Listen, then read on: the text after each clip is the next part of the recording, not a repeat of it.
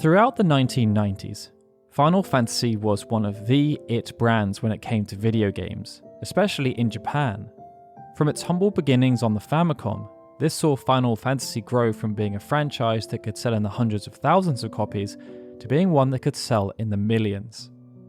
This sentiment was further elevated following the release of Final Fantasy VII, and subsequent releases on the PlayStation cemented the legacy of the franchise.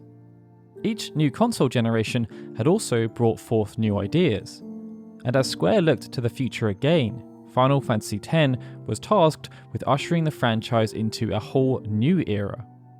This would be accomplished by adopting new and emerging technologies and by introducing new thematic elements, and when the game launched, these changes resonated with expectant audiences.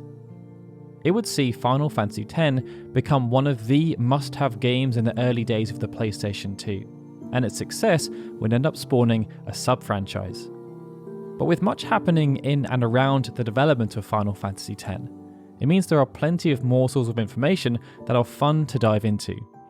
And throughout this video, we're going to run through 21 delightful pieces of information in our typical granular style. They will cover unique aspects of the game's development, quirky in-game mechanics, lesser-known lore, and its unorthodox impact on wider pop culture. So with that, strap yourselves in, as our first piece of information relates to the profession Yuna was planned to have in earlier stages of the game's development.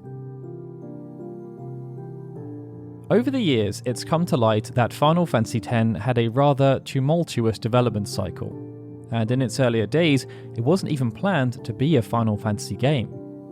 After completing work on Final Fantasy VIII, Yoshinori Kitase started to explore other ideas, and one of them focused around the theme of inevitable death.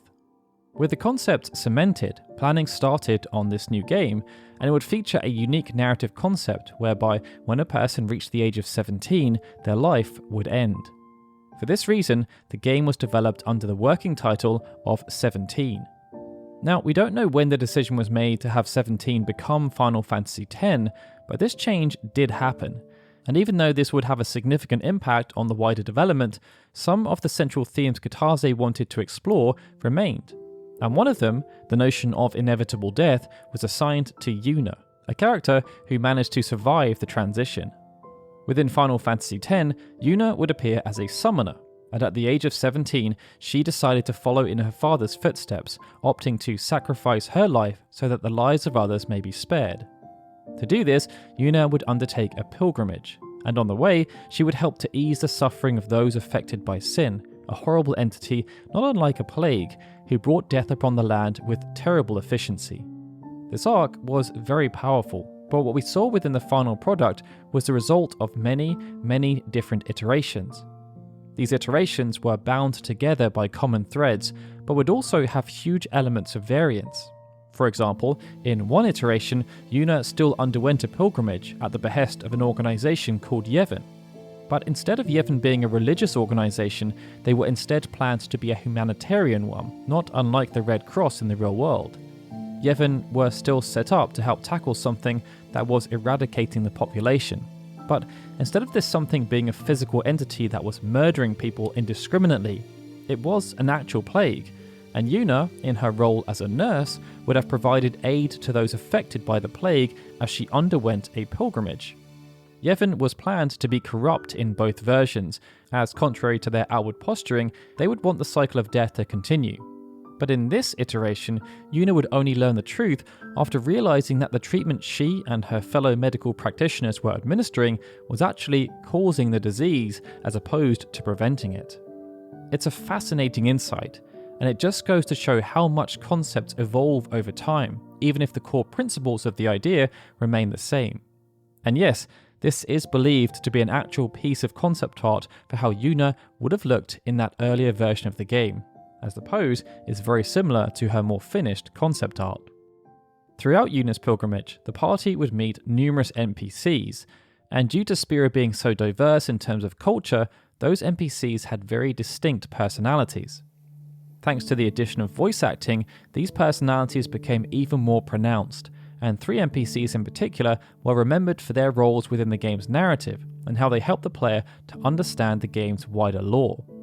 Owaka the 23rd was a travelling merchant who had a brother called Once and was an ardent supporter of Yuna, to the point that he was even arrested by Yevon for assisting Yuna on her pilgrimage. Maester Yomaika was the Grand Maester of Yevon and the spiritual leader of Spira. He was heralded for his diplomacy, but the party later learned that he wasn't all that he appeared to be. And then there was Machen, a scholar who was happy to divulge oodles of knowledge about Spira's history. Each had no obvious connection to one another, but there was a common thread. They all had the same voice actor. Following successful stints on major TV shows like The A-Team and Star Trek The Next Generation, Dwight Schultz expanded his acting portfolio, becoming involved with voice acting. His first role was in an episode of Lois and Clark, The New Adventures of Superman, and he followed that up by landing a role in CatDog, as well as appearing in Fallout 2 and Golgo 13. By the time Final Fantasy XIII was released, Dwight had a whole host of credits under his belt, and his talents were on full display, as he was able to deliver 3 unique voices for 3 very different characters. Now, as mentioned already, Final Fantasy X saw quite a lot of change throughout its development cycle. This impacted almost every area of the game, but one area that's often glossed over is the voice acting. Prior to Final Fantasy X, the franchise had gained a reputation for creating rich narratives. But given that one of their core development principles was also innovation, the team were keen to explore ways they could drive this further. So, when work was underway for their big debut on the PlayStation 2, the team decided to explore voice acting due to the additional space afforded to them by working on DVD as opposed to CD. Given the amount of dialogue in Final Fantasy games, this was a huge leap, but the team felt it was a necessary evolution as it would enable them to make the characters feel much more real. It also meant they could collaborate with people in complementary fields to fine-tune their scripts. This saw the Japanese voice actors consulted during recording, and Kazushika Nojima would then decide whether to change the script in subtle ways based on their feedback to make it more believable. Within the English version, the voice cast has since become pretty iconic. Front and centre to this were James Arnold Taylor and Hedy Burris as Tidus and Yuna respectively, but they were not the original voice actors cast in these roles. When initial conversations were taking place about the English voice cast for Final Fantasy X, Square were keen to flex their muscles and prove they were a powerhouse in the entertainment industry. It's why they decided to launch Square Pictures, as they believed they could compete with Pixar. But to get recognition, they felt it was necessary to cast established actors. This approach was evident with Final Fantasy The Spirits Within. After impressing with her work as Mulan, and no doubt looking to leverage her popularity due to her being a series regular on ER, Ming-Na was cast as Aki Ross. But the rest of the cast was filled with big A-list stars such as Alec Baldwin and Donald Sutherland. The man responsible for casting was Jack Fletcher, a venerable voice director who had even worked with Square before on Final Fantasy Legend of the Crystals. And after being impressed with his work on The Spirits Within, Fletcher was signed on to work on Final Fantasy X. The initial plan was to adopt a similar approach, hire big-name celebrities and use their names to help promote the product. In fact, they actually did have 2 celebrities lined up to voice the 2 main characters in Final Fantasy X. This information was divulged to us in an interview we conducted with Jack many years ago, and he also shared why they didn't proceed with the approach. Jack noted, "The decision was made that we shouldn't set the precedent of casting celebrities in these parts. The story is king, the game is king. We thought, let's stay focused with having these voice actors be equated with the characters only, as opposed to saying, hey, that's Tom Cruise playing that part." It was a bold decision, but as Jack explained, by doing it this way around, the voice actors became associated with the characters and not the other way around. And it's that approach that they've largely adopted for their Western voice casting ever since. Sticking with the theme of voice acting, there's no denying that James Arnold Taylor nailed the role of Tidus. But after all of these years, perhaps his most memorable scene is now the infamous laughing scene. It's become the topic of intense discussion over the years due to how jarring it was in both the Japanese and English versions of the game, and it's even become meme-worthy. Within the context of Final Fantasy X, the laughing scene was meant to be an endearing moment, as Yuna attempted to cheer Tidus up, noting that he had become quite downbeat following the arrival of Auron. Yuna believed that forced laughter would help to lift Tidus' spirits, even if he didn't feel like laughing, and its origins weren't too dissimilar. According to Alexander O. Smith, who was the localization director on Final Fantasy X, Nojima-san had basically put it in there because laughing, the act of making yourself laugh or forced laughter, was a thing he had been doing when taking some acting classes. Smith also noted that he had attempted to figure out how he might adjust the scene to better suit English audiences, but he realized that there was nothing to localize, so he left it to James Arnold Taylor to try and make it as palatable for English audiences as possible. Amongst all of the narrative changes that took place throughout the development of Final Fantasy X, one of the more extreme was that halfway through development, a huge portion of the narrative was scrapped. Whereas concepts and general themes were retained, this meant almost the entire cast of characters was either removed or repurposed. The only exceptions to this were Tidus and Yuna, who were consistent throughout. This paved the way for a new character to exist called Auron. Within the final product, Auron was revealed to be an unsent. This narrative element was hinted at throughout the story, but when the truth was revealed just before the fight against Yunalesca, it added a whole new layer to Auron's journey and gave the player extra impetus to fight. Needless to say, it was pretty impactful, but within an earlier version of the script, this big reveal was meant to be associated with Tidus. The anecdote was shared within the Final Fantasy X Ultimania Omega by Nojima.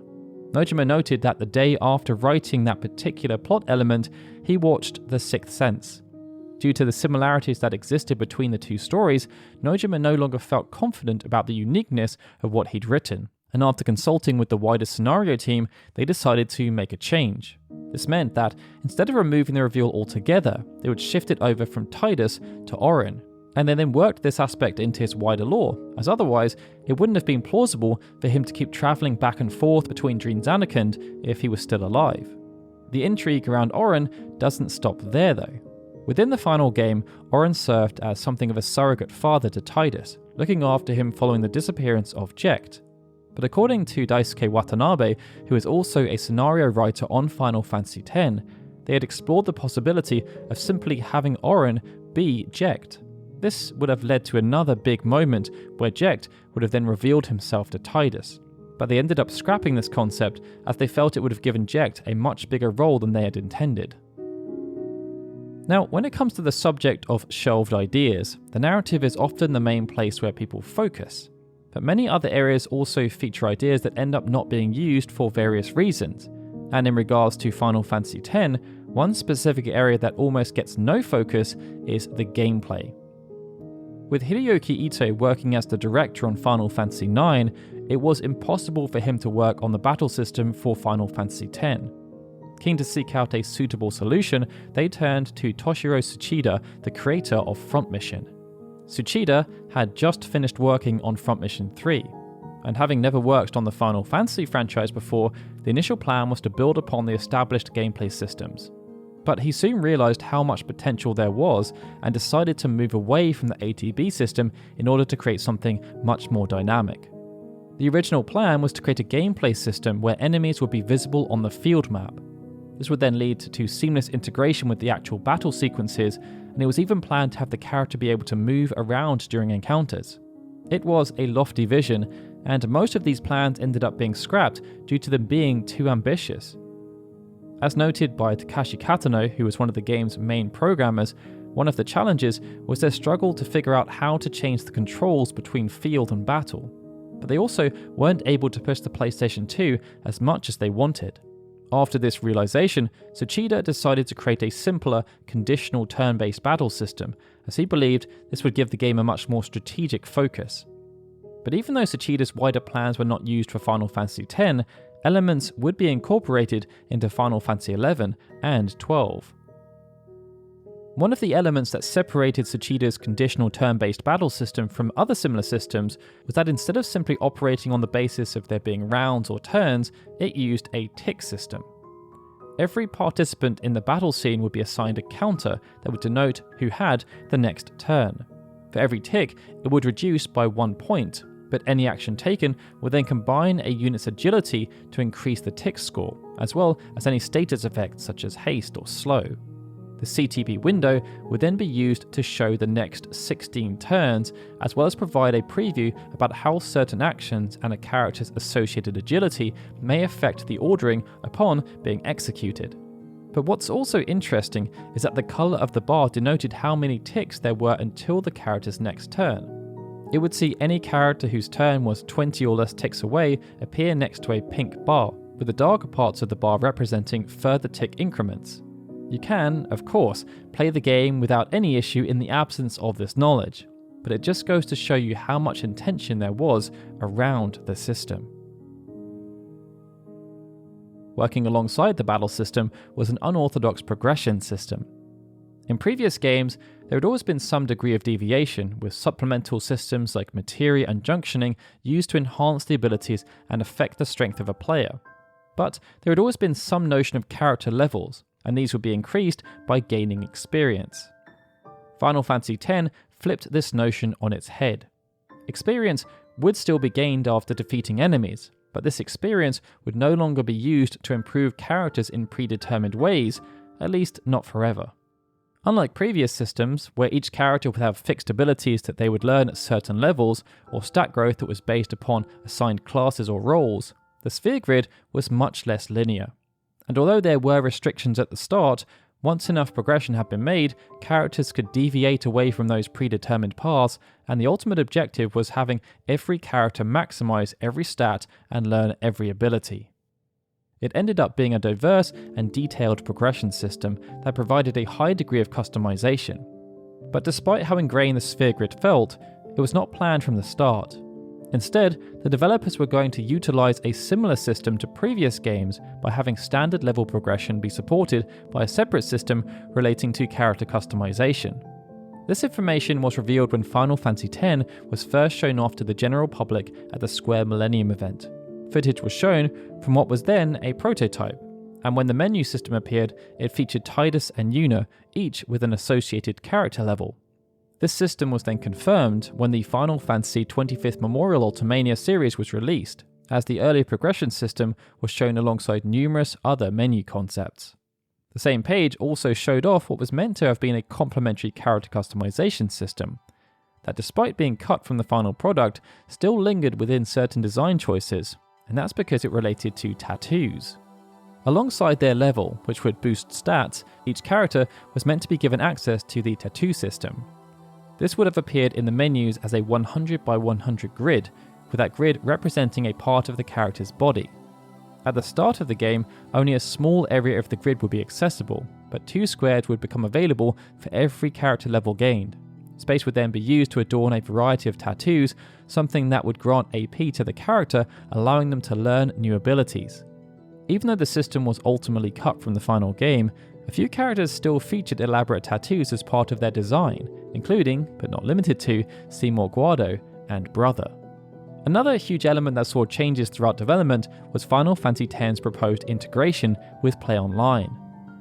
Play Online had been envisioned as an amazing tool that would be used to connect gamers around the world, creating shared communities around a love for products produced by Square, and allowing the company to have a much closer connection with their fans.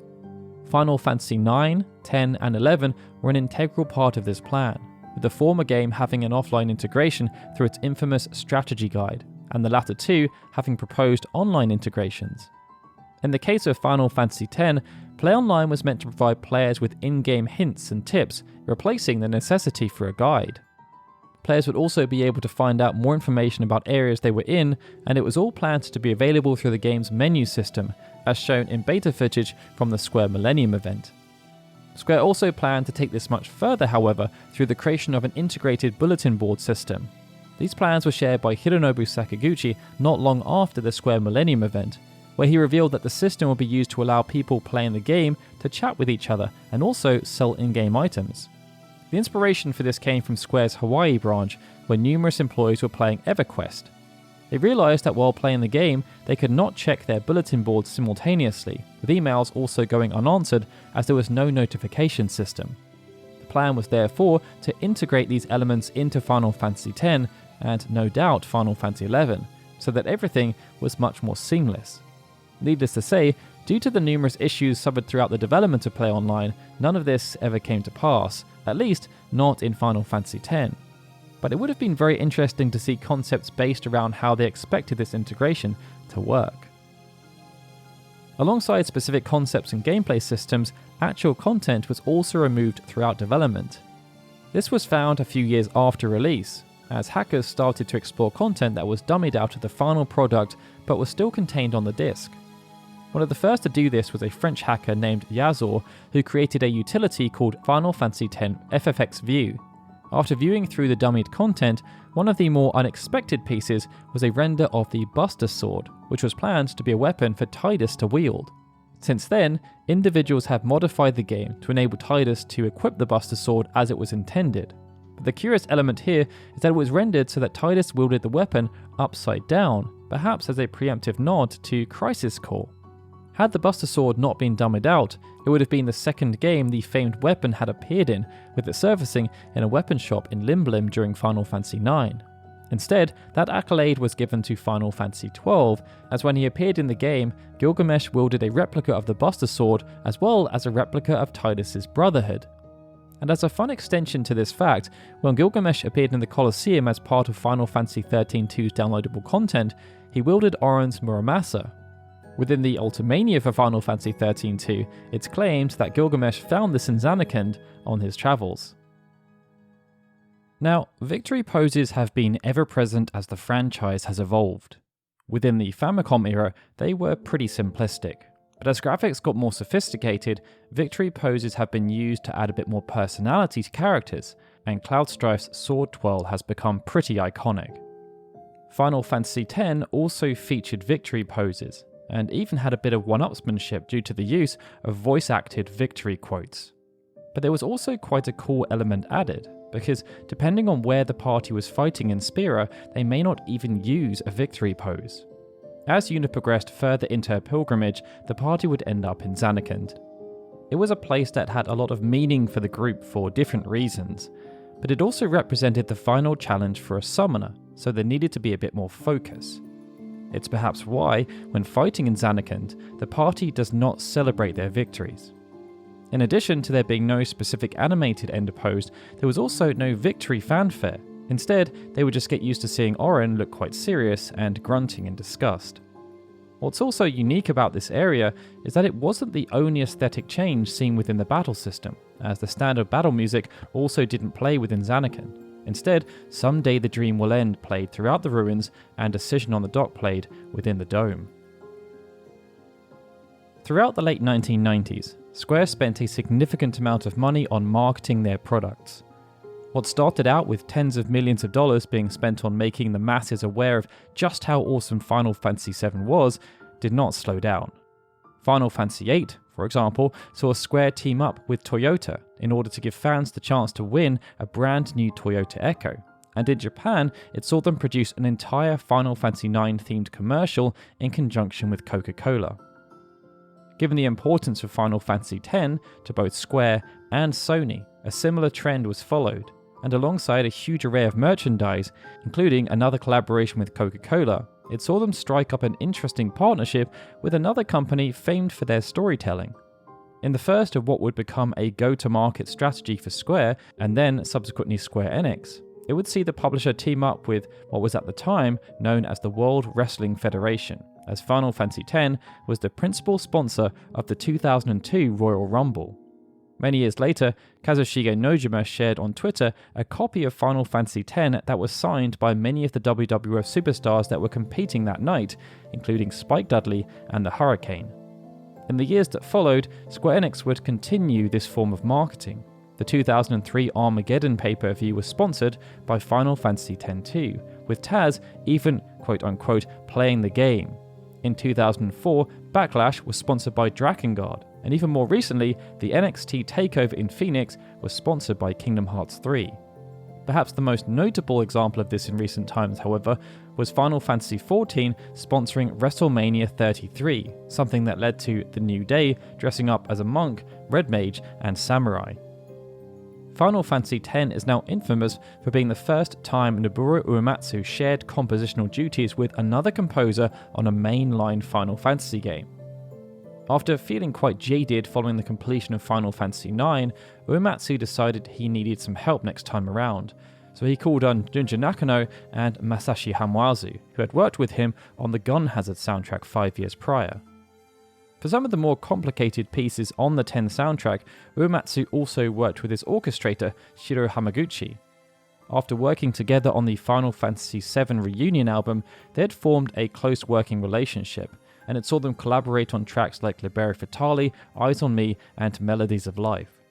With Uematsu wanting similar treatment for Final Fantasy X, they again collaborated, this time to create Suteki Dane and the ending theme. Most of this is pretty common knowledge, but what's not so well known is that a musician called Hirosato Noda served as a fifth contributor on the original soundtrack. Noda had joined Square in 1998 as a synthesizer operator, and he worked in that role over the next 2 years on Front Mission 3 and Vagrant Story. The next big project was then Final Fantasy X, and 3 synthesizer operators were chosen. Noda wasn't one of them, but what's cool is that he was instead asked to provide an arrangement for the game of one of Uematsu's most famous competitions, the Prelude. Now, outside of the protagonists themselves, one of the more memorable aspects of Final Fantasy X, for better or for worse, depending on how you look at it, was Blitzball. The minigame was conceived by Yoshinori Kitase as, after being inspired by the inclusion of pod racing in The Phantom Menace, he wanted to create a fictional sport of his own. Numerous possibilities presented themselves, but as hype was starting to build around the upcoming World Cup, which was to be jointly hosted between South Korea and Japan, Kitase decided to use football or soccer as the main source of inspiration.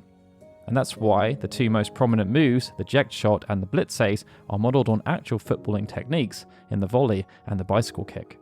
Many of Waka's weapons were also associated with sports for this reason, with some examples being the TKO, Grand Slam and Stone Cold, which was of course a reference to the famed wrestler. During present-day Spira, Blitzball was something that tied the world together, providing a sense of community and much-needed reprieve from the harrows of sin. There were numerous teams that existed, and we got to see 6 teams compete to win the Crystal Cup. In Dream Zanarkand, we also know of 2 other teams, the Zanarkand Abes, of which Tidus was the star player, and their fierce rivals, the Zanarkand Duggles. It was these 2 teams that were playing out a grudge match in the final of the Jex Memorial Cup at the start of the game. But there were 2 more Blitzball teams planned for current day Blitzball, they just didn't make the cut. The 2 teams were to be known as the Pavel Bells, who would represent Yevon, and the Jokun Nomads, who would represent the Crusaders. Logos were created for both of these teams, and they could be found within the Final Fantasy X Ultimania guidebook. But they could also be found in the game, appearing on the wall inside the locker room of the Poseidorix and on banners around Luca. Inside the locker room, there were also some other logos for unknown teams that featured in a montage containing 11 different Blitzball teams, including the Zanarkand Abes. Aspects such as this demonstrate how deep the lore of Final Fantasy X is and was, and it's why repeat playings are often essential to gain a true understanding of what's going on. The Albed primers do help in this regard, as after collecting all of them, it's possible to understand what the Albed are saying to each other. But it's important to also pay attention to the various nuances that exist between the various characters. And one of the best characters to focus on in this regard is Seymour Guado. Due to the actions of his father, Driscoll Guado, Seymour had a torrid childhood that left him scarred and looking for a way to numb the emotional pain. This led to Seymour crafting a masterful plan that would conclude with him becoming the next Sin so as to end all suffering. And as part of this plan, Seymour sought to become involved in Operation Mi'ihen, a campaign with a sinister ulterior motive. On the surface, they wanted the people to believe there was hope, but the truth behind Operation Mi'ihen was for Yevon to use its failure as a way of diminishing the control of the Crusaders and the Albed and handing it over to Yevon and the Guado. Following this brutal conflict, the most logical course of action was for the player to venture forward to Jose Temple. But it was possible to also backtrack all the way to Luca, and when doing so, players would be offered an intriguing glimpse at how Spira reacted to the conflict. People would be seen hoping their loved ones would still return, with dogs patiently also waiting for their owners. The warrior monks, the military arm of Yevon, and the Guado were also much more visible, owing to increased public support following the end of the battle, and Luca felt deserted as all the Blitzball fans had dispersed. Most of this was very disheartening, but that didn't stop the writers from attempting to lighten the mood with a joke or 2, and one such joke, which involved one of the warrior monks who was stationed in Luca, served as an ode to Final Fantasy IV. Just outside the cafe, you could speak to an NPC who's walking around the area and they would say, "I asked a warrior monk out to the cafe, but she called me a spoony bard." Unbelievable. Now, we just touched on Seymour's torrid childhood, and one of the more complicated parts of this relationship is his failed pilgrimage. How it concluded left Seymour without a mother, and having been banished from Guado-Salom by his father, he returned to Barge Temple. He lived here in isolation for many years, and it was during this time that thoughts, feelings, and ideas were born before growing and festering to create a twisted individual. Most of this was revealed as part of the core narrative, and the nihilism of Seymour is clear as day.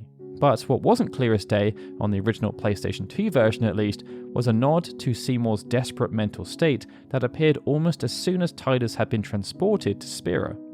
After awakening on a rock and swimming through some rather perilous water, Tidus found himself within Barge Temple, an ominous and desolate place that would have felt very intimidating. As a result, Tidus just tried to survive, and after lighting a fire he laid down on the ground before falling asleep. During this scene, players were given a glimpse of the central area of the temple, and it showed that there was writing all over the wall. Although it was visible in the original PlayStation 2 release, it wasn't all that clear. And it wasn't until the release of the HD remaster that fans were able to translate the writing with a degree of certainty. When they did, what was found ended up being quite chilling.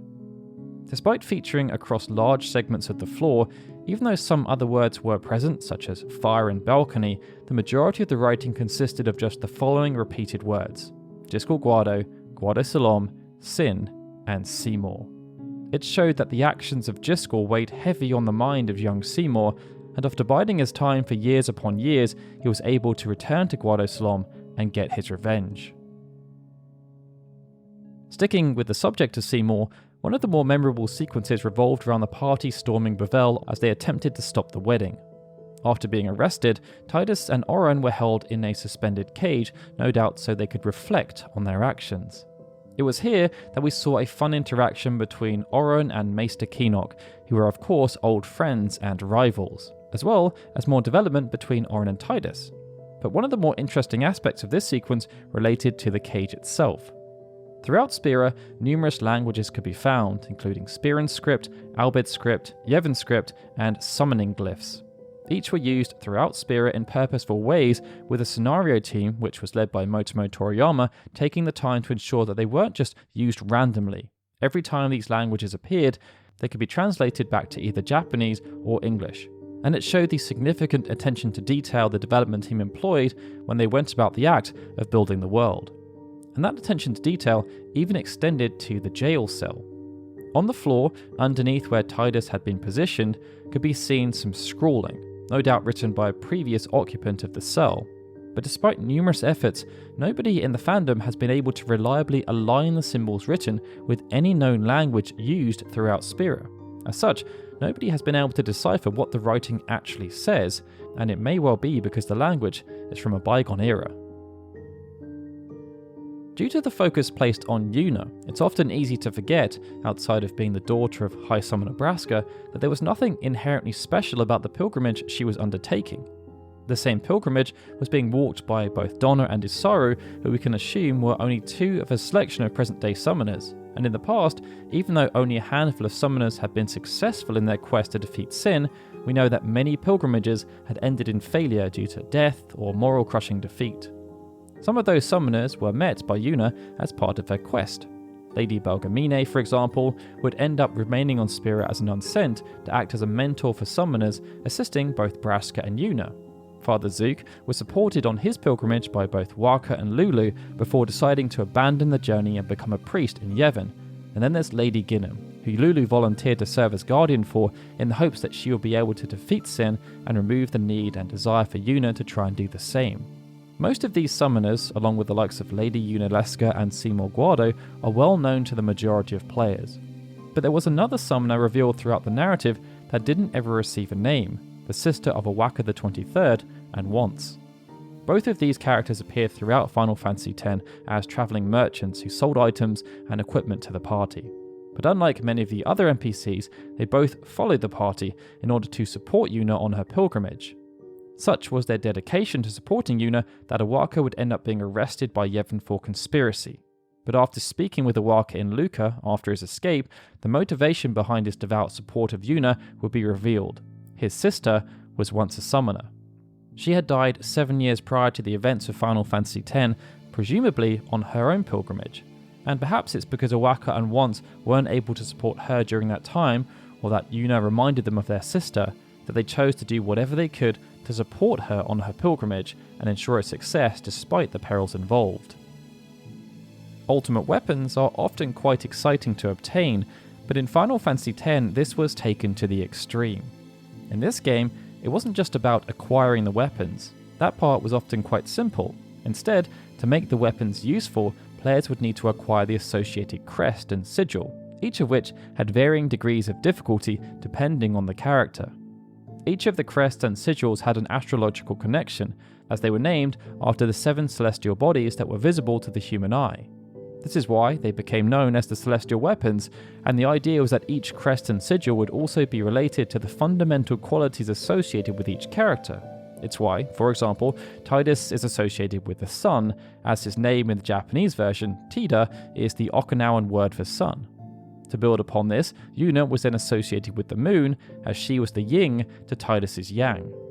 With these two characters, there was no deviation in the naming of their crests and sigils across all versions of the game, but the other playable characters had different associations depending on the region Final Fantasy X was released in, as planets are named after different things historically. In the Japanese version, character associations were based upon the Wujing, or the 5 elements, which were then associated with celestial bodies.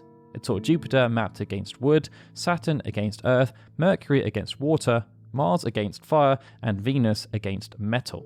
It's why within the Japanese version, Kimahri is Jupiter due to his flexibility and growth, Auron is Earth due to his patience and long-term planning, Wakka is Mercury due to his affinity with Blitzball, Lulu is Mars due to her strength and persistence, and Riku is Venus due to her affinity with machinery. Within the English version, this was then changed. Instead of being associated with the Wujing, characters were associated with Roman gods. Auron was assigned to Mars, the god of war. Riku was assigned to Mercury, the god of thievery and trickery. Lulu was associated with Venus, the god of love, sex and fertility. Wakka was then associated with Jupiter, the Roman equivalent of Zeus, perhaps because he was the leader of the Besaid Aurochs, and Kimahri was assigned Saturn. For many years, these distinctions remained, but things became muddled when Final Fantasy X started to be re-released. The original regional differences were retained for the HD remasters that were released on the PlayStation 3, PlayStation 4 and Steam. But when the Xbox One and Switch versions released, it was then reverted to a uniform approach, with every single version matching the original Japanese associations. Plenty of other revisions have also taken place between the Japanese and Western versions. After its Japanese release on the 19th of July 2001, numerous tweaks were made ahead of its North American release just 5 months later. But during the same time, the development team was also working on Final Fantasy X International, a new version that would retain some of the tweaks introduced with the North American version, but there would also be a whole load of extra content such as the Expert Sphere Grid and the Dark Aeons. This version was released just over a month after Final Fantasy X had been released in North America, and it was then used as the basis for the PAL version that launched in May of the same year. It meant that within 12 months, 4 variants of Final Fantasy X existed, each with their own unique quirks, but those quirks extended beyond just the in-game content. Each version of the game had its own unique box art, and these were tailored to the markets in which the game was released. The Japanese box art featured nothing but the logo, and it was positioned right in the center. The North American box art served as the antithesis, moving the logo to the top and foregoing the serene white background in favor of a full-color graphic that featured Tidus. Final Fantasy X International then blended both approaches to help distinguish it from the earlier release. And for the PAL version, the front Japanese box art was used, but the back cover was very different, and in certain European territories, it contained a puzzling element. The Japanese, North American and PAL releases all used Yuna performing her sending as the background, with various screenshots layered over the top. But in the PAL version, one of the screenshots contained a summon that did not appear within the final game. Within the third box, which was designed to showcase the new conditional turn-based battle system, the menu system is shown Yuna able to summon one of the Aeons. Balfour appeared at the top, followed by Ifrit, and then Kit Fox. At the time, some people believed that this was a hidden Aeon in the PAL version, but the truth was a bit more grounded. During the localization process, the team was having a bit of fun with the game and exploring the various options available, one of which was the ability to rename Aeons. Kit Fox was actually what one of the localization testers renamed Anima for their playthrough, and the marketing team then captured footage from this version without realizing the name had been changed. What's even more curious about this though is that when Final Fantasy X was re-released in 2010 in non-platinum form, even though the box art was updated with certain elements removed and adjusted, Square Enix decided not to update the screenshot, perhaps to keep the legacy of Kit Fox alive. That then brings us onto our last piece of information, which relates to Final Fantasy X International. Alongside numerous gameplay changes, the creative team felt like there was more to tell with the story of Final Fantasy X. And although they didn't have concrete plans for a sequel, Eternal Calm was produced to scratch the itch. In its original form, Eternal Calm was included on a bonus DVD alongside Final Fantasy X International. And what's interesting is that there were some numerous quirks that showed the creators were caught in two minds as to whether they truly wanted to make a sequel. For example, Riku still had her old character model, and the pivotal scene that saw Riku show Yuna a haunting sphere she'd found on her travels had a very different inference. Take a look for yourselves. Once the creators saw the massive swell of interest after the release of Eternal Calm, they realised a sequel might have legs. And this then promoted their decision to adjust some aspects of the Eternal Calm for its release in North America and Europe. The most immediate change was with its name, as instead of being called Final Fantasy X Eternal Calm, it was renamed to Eternal Calm Final Fantasy X-2 Prologue. Access was also made quite exclusive. Unlike in Japan, where Eternal Calm was packaged with Final Fantasy X International, in North America and Europe it was only made accessible to those who purchased the Unlimited Saga Collector's Edition. After the buzz had died down, Square Enix then released the prologue via official PlayStation magazine on a Final Fantasy X-2 demo disc. Those who watched got to see a very different scene from Riku's Sphere. It featured new sound effects, new camera angles, and instead of featuring Tidus, it now contained a brand new character. No doubt realizing that it would be difficult to have Tidus reappear in the sequel, the developers created Shuyin, someone who looked eerily similar to Tidus. Keen to learn why they looked similar, Yuna's interest would then be piqued to the point that she would join up with the Gullwings and a new adventure would commence. But with that, we've reached the end of this Final Fantasy X deep dive. If you enjoyed the lengthier format for Facts videos, please do let us know in the comments below, and we'll see if we can do something similar for the other games. Alright everyone, with that, this is Daryl signing out. As always, I'd like to give a big thank you to all of our Patreon and YouTube membership supporters, especially Benjamin Snow, The Livestream, Gregory, Justin Dent and Sukan TDK who are super special Onion Note supporters, and of course, a big thank you to everyone for watching this video. I'll see you all again soon for more Final Fantasy goodness.